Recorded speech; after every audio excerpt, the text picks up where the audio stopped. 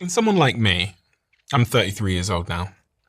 When does the damage begin? It starts right now. It starts right now. As soon as you're around 30, you're already starting to have trouble. You have to. But this is what I do.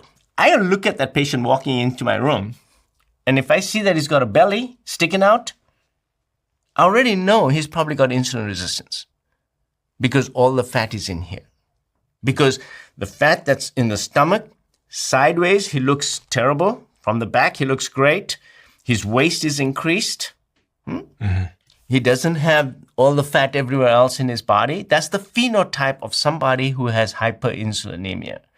That same person goes on a cruise, he'll come back 5 to 10 pounds more because he's got so much insulin in his body. Insulin is a storage molecule, puts everything away.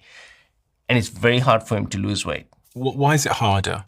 The only thing that will make you lose that fat very quickly is to change your diet, of course, but you have to do fasting. Because fasting brings your insulin level. See, this is where fasting comes in. So what does fasting do? Do you mean fasting or a calorie deficit? Or is it the same thing in your view? No, they're not the same thing. They are not the same thing. You see, when you don't eat, your insulin levels come down because you're not stimulating your pancreas anymore. So you want to bring your insulin levels down. The best thing you can do in the world is to do fasting. Because look, if I just simply cut down on my calories, then there's a different physiology that's going to take place in the body. And when you fast, there's a totally different physiology. When you cut down on calories, the body senses that there's caloric deficit. Your metabolic rate changes, actually slows down. And the body will start breaking down everything, muscles included. So you lose fat and you also lose muscles. On the other hand, when you're fasting, it's a different physiology. Fasting is, I've put on fat, now I'm going to take it out of the bank. Now the bank is going to be available for me to pull out my calories and use it now. And you start burning the fat. So in the first 12 hours of a fast, you take out all the glucose in the form of glycogen from your muscles and your liver. After 12 hours, you start pulling the fat out.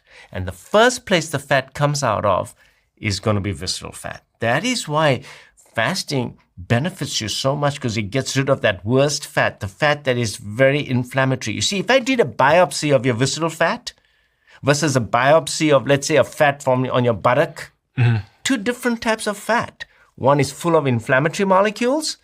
The other one is not full of inflammatory molecules. One is producing interleukin-6 and tumor necrosis factor, and this other fat is not. These are two different fat storages. Visceral fat is very toxic. It's very inflammatory. And that is why patients who have visceral fat make all these molecules. So when I do the blood test, I see that, you've got so much inflammation. You've got interleukin-6 is high, tumor necrosis factor is high, your CRP is running high.